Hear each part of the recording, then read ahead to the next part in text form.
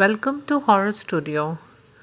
Video updates के लिए bell icon को प्रेस कर लीजिए और मेरे चैनल को सब्सक्राइब कर लीजिए। अकबर अपनी बीवी बच्चों के साथ नए शहर में आते हैं अपनी नई ज़िंदगी शुरू करने के लिए।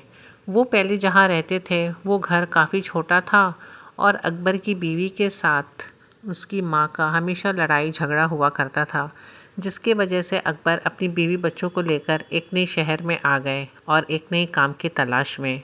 अकबर का दोस्त जो कि उसी शहर में रहने वाला था वो अकबर को काफ़ी मदद करता है। काम तो अकबर को मिल जाता है लेकिन रहने की कोई सही ढंग की जगह नहीं मिलती। एक छोटा सा मकान जिसमें अकबर अपनी फैमिली के साथ रहता है, लेकिन वो काफ़ी परेशान रहता है और मकान की तलाश में ही रहता है। एक दिन अकबर के दोस्त उससे कहते हैं, यार एक मकान है लेकिन शहर से थोड़ा सा दूर है, अगर तुम चाहो तो वो ले सकते हो।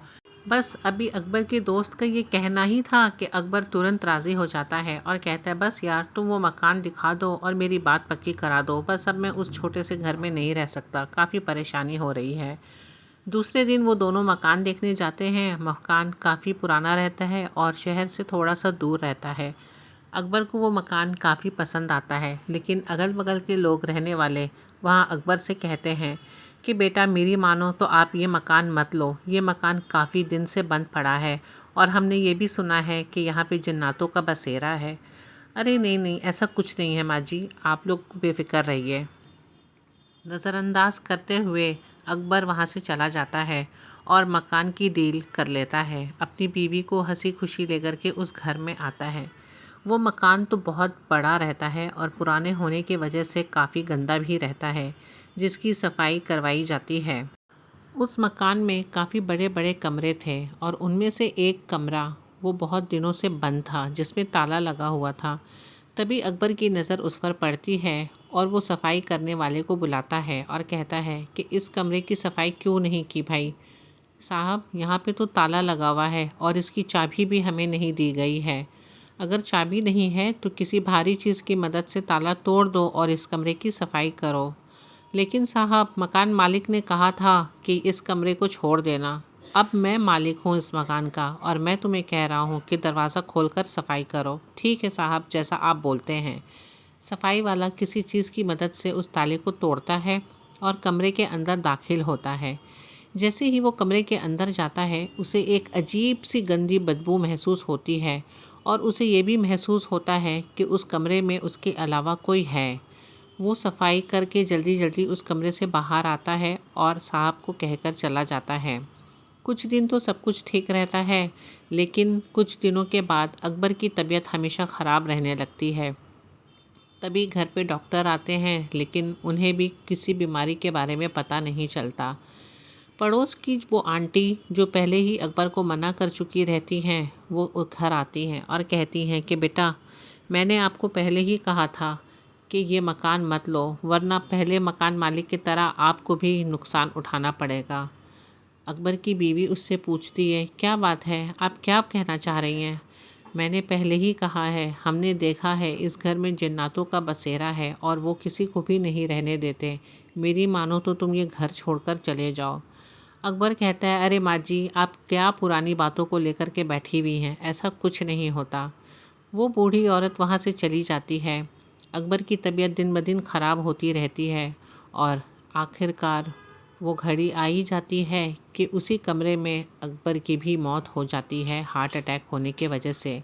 दुनिया वालों के लिए तो ये हार्ट अटैक रहती है, लेकिन हकीकत कुछ और ही रहती है।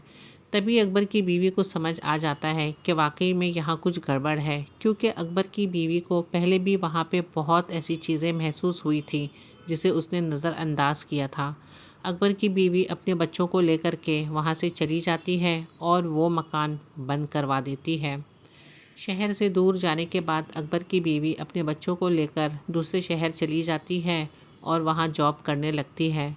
वक्त गुज़रते चला जाता है और अकबर के बच्चे बड़े हो जाते हैं। अकबर के 3 बेटे रहते हैं और तीनों की शादी हो चुकी रहती है। 2 बेटे जो कि गवर्नमेंट ऑफिसर रहते हैं और छोटा बेटा जो कि काफ़ी परेशान हाल में रहता है। एक छोटी सी दुकान होने के कारण भी वो अपने परिवार का खर्च नहीं उठा सकता। अली और उसके भाइयों में कोई भी मेल नहीं था। वो अपने छोटे भाई का मदद बिल्कुल भी नहीं करते थे। इसीलिए अली ने फ़ैसला किया कि मैं अपना परिवार लेकर अब्बा की उसी मकान में शिफ्ट हो जाऊंगा। अली अपना फैमिली लेकर वहां पहुंच जाता है। वो जैसे ही वहां पहुंचते हैं तो अली की बीवी यानी कि परवीन को कुछ अजीब सा महसूस होता है। जैसे ही परवीन घर के अंदर दाखिल होती है तो वो अली से कहती है, मुझे कुछ ठीक नहीं लग रहा, मुझे ये घर अजीब सा लग रहा है। लेकिन अली उससे कहता है कि तुम घबराओ मत, ऐसा कोई बात नहीं है, सब ठीक है। अली और परवीन के 3 बच्चे थे, वो भी काफ़ी छोटे थे। एक था 2 साल का, एक 4 साल और एक 6 साल का। तीनों बच्चे काफ़ी शरारती भी थे। अली अपनी बीवी से कहता है कि बस अब तुम आराम करो, अब जो होगा कल सुबह देखेंगे। अली को काफ़ी अच्छी जॉब लग जाती है, जिसकी वजह से उसकी ट्रांसफ़र मुल्क के बाहर हो जाती है और घर में वो लोग काफ़ी खुशी खुशी रहने लगते हैं। कुछ दिन तो अली इसी मकान में रुकता है अपने फैमिली के साथ। लेकिन उस मकान में अक्सर परवीन को कुछ न कुछ महसूस यानी कि उसे कुछ न कुछ दिखाई ज़रूर देता। उसे इंसान की शक्ल में जिन्नात नज़र आते। अक्सर उसे कभी सामने टेबल पे बैठे हुए दिखते और ज़्यादातर वो कोने में जो एक कमरा था बड़ा, उसी घर में ही वो लोग दिखते। परवीन हमेशा अली से इन बातों का जिक्र करती। अली हमेशा उसे टालकर नज़रअंदाज कर देता और कहता, ऐसा कुछ नहीं है, तुम्हारा वहम है, क्योंकि ये मकान इतना बड़ा है और तुम इसमें 3 बच्चों के साथ बिल्कुल भी अकेले रहती हो। तुम अपना किसी चीज़ में मन लगाओ, इन सब चीज़ों के बारे में मत सोचो। हमेशा की तरह अली कुछ दिन के बाद मुल्क से बाहर चला जाता है और परवीन अपने बच्चों के साथ अकेली हो जाती है। लेकिन परवीन को हमेशा खौफ रहता है, क्योंकि उसे उस घर में जिन दिखते हैं जो कि इंसानी शक्ल में रहते हैं और वो उनका बसेरा उसी कमरे में रहता है जिसमें अकबर की मौत हुई थी और उससे पहले उस मकान मालिक की मौत हुई थी। जैसे कि मैंने बताया कि परवीन नमाज की बहुत ही पाबंद औरत थी। वो हमेशा नमाज 5 वक्त की पढ़ती थी। एक दिन फजर के वक्त जब वो नमाज़ पढ़ने के लिए उठी तो उसे उसी कोने वाले कमरे में कुछ महसूस हुआ। वो कमरे में जाती है तो क्या देखती है कि उसका छोटा बेटा वहाँ बैठकर किसी से बातें कर रहा है। तभी वो गुस्से में अपने छोटे बेटे को उठाकर उस कमरे से बाहर लेकर आती है, जबकि परवीन को सब कुछ साफ साफ नज़र आ रहा था, और उसे सुला देती है। दूसरे दिन उसके बेटे की तबीयत काफ़ी ख़राब हो जाती है, इतनी ख़राब कि उसे हॉस्पिटल ले जाना पड़ता है। हॉस्पिटल में भी जाकर के वही होता है जो अकबर के साथ यानी कि उस बच्चे के दादा के साथ हुआ था। सारे रिपोर्ट्स नॉर्मल होते हैं। डॉक्टर भी परेशान रहते हैं कि आखिर इसे क्या हुआ है।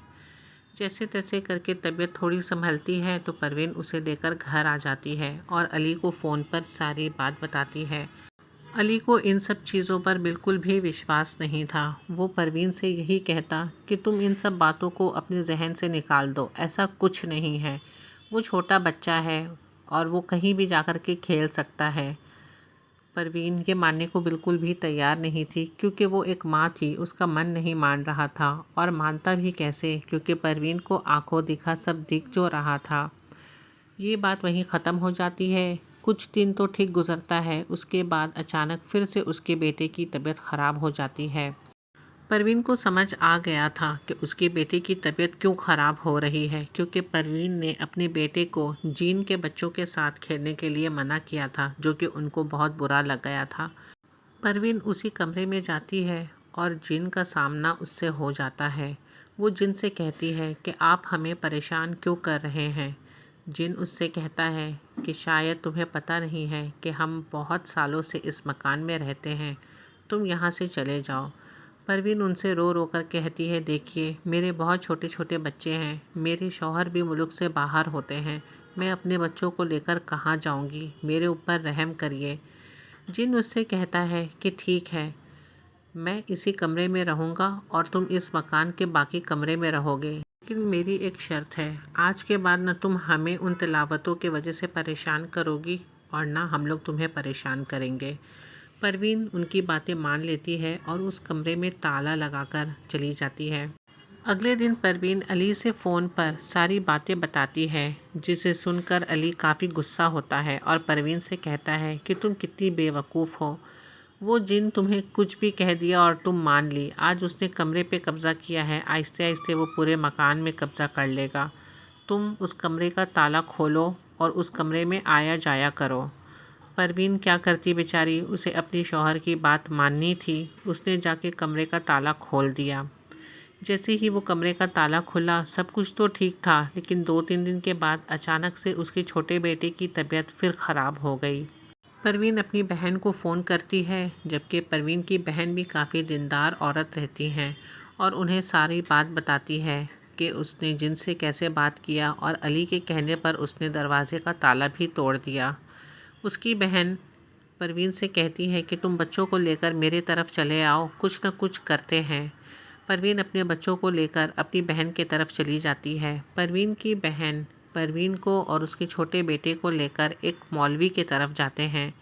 वो मौलवी कहते हैं कि इस पे जिन्नाती असर हुआ है, इसी वजह से इस बच्चे की बुखार नीचे नहीं हो रही। कोई बात नहीं, मैं इसे एक तावीज़ देता हूँ जो कि इसके दाहिने हाथ पे बांध देना, और ये दम किया हुआ पानी जो तुम्हें मकान के हर कमरे के कोने में छींटनी है सुबह फजर के नमाज के बाद। ये परवीन को देते हैं और परवीन अपने बच्चे और बहन के साथ वहाँ से चली जाती है। कुछ दिन तो परवीन अपनी बहन क्या रुकी रहती है, उसी दौरान उसके बेटे की तबीयत भी ठीक हो जाती है। परवीन अपने तीनों बच्चों के साथ मकान लौट जाती है। कुछ दिन तो सब कुछ ठीक गुजरता है और जैसे मौलवी का बताए हुए पानी को भी वो फजर के नमाज के बाद छीटा करती थी। एक दिन की बात है कि अचानक से उसकी बेटी की तबीयत फिर से ख़राब हो जाती है और परवीन को समझ आ जाता है कि ये शायद पानी जो मैंने कमरे में छीटा है वो जिन्नात फिर से नाराज़ हो गए हैं। और इस बार तो परवीन के बेटे की हालत बहुत ज़्यादा ही ख़राब हो जाती है। वो एकदम से हाथ पैर फेंकने लगता है और उसके मुंह से झाग भी आने लगता है और बेहोश हो जाता है। लेकिन परवीन को लगता है कि शायद उसका बेटा अब इस दुनिया में नहीं रहा। वो बहुत ज़ोर से चीखती है, जिसकी आवाज़ सुनकर उसके अगल बगल वाले उसी मकान में आ जाते हैं और वो बूढ़ी औरत भी वहाँ पहुँच जाती है। वो जब बच्चे को जाकर के देखती हैं तो वो परवीन से कहती हैं, अरे नहीं नहीं, ये बेहोश है, ये अभी ज़िंदा है, इसे कुछ नहीं हुआ। परवीन अपने बेटे को गोद में उठाती है और ज़ोर ज़ोर से रोने लगती है। मैं क्या करूं, मुझे कुछ समझ नहीं आ रहा। तभी वो बूढ़ी औरत परवीन से कहती है, बेटा मैंने तुम्हें पहले ही कहा था कि इस मकान में मत रहो। इस मकान में हम लोगों ने जिन्नात को छत से उतरते और चढ़ते हुए देखा है। उनका बहुत पुराना बसेरा है इस घर में और वो इस घर में किसी को भी नहीं रहने देंगे। जो यहाँ का सबसे पहले मकान मालिक था, उसकी भी मौत ऐसे ही तुम्हारी बेटे के जैसे हुई थी, मुंह से झाग निकल कर के। और तुम्हारे ससुर यानी कि अकबर की भी मौत ऐसे ही हुई थी। अब तुम्हारी बेटे की बारी है। मेरा कहना मानो तो तुम इस घर से चले जाओ। परवीन अकेले रहने की वजह से काफ़ी घबरा जाती है और अपनी बहन को फ़ोन करती है कि मैं अभी फ़ौरन अपने बच्चों को लेकर वहाँ आ रही हूँ। परवीन अपनी बहन के तरफ पहुँचती है और वो सीधा अपनी बहन के साथ उसी मौलवी के पास पहुँच जाती है। मौलवी साहब के पास पहुँचते ही परवीन सारा हाल बयान करती है और मौलवी साहब उसे सब कुछ ध्यान से सुनते हैं और कहते हैं कि बेटा तुम्हारे पास अब एक ही चारा है कि तुम उस मकान में वापस ना जाओ, क्योंकि वो जिन्नात काफ़ी ज़िद्दी हैं और उनका बहुत पुराना बसेरा है वहाँ पर। वो वहाँ से बिल्कुल भी नहीं जाएंगे। वहाँ रहने वालों को नुकसान ही के सिवा और कुछ नहीं मिलेगा। मेरा कहना यही है कि तुम वो मकान छोड़ दो। परवीन ये सब बातें सुनकर काफ़ी डर जाती है और वो कहती है कि मैं अपने बच्चों का कुर्बानी नहीं दे सकती हूँ, मैं उस मकान में बिल्कुल भी नहीं जाऊँगी। वो अली से फ़ोन पे सब बात बताती है और कहती है कि आज के बाद मैं उस मकान में वापस कभी भी नहीं जाऊँगी। अली मुल्क से वापस आ जाता है और अपने परिवार के साथ एक नए मकान में दूसरे शहर में रहने लगता है। वो मकान आज भी उसी खंडर की तरह बंद है और उस मकान में कोई भी नहीं जाता।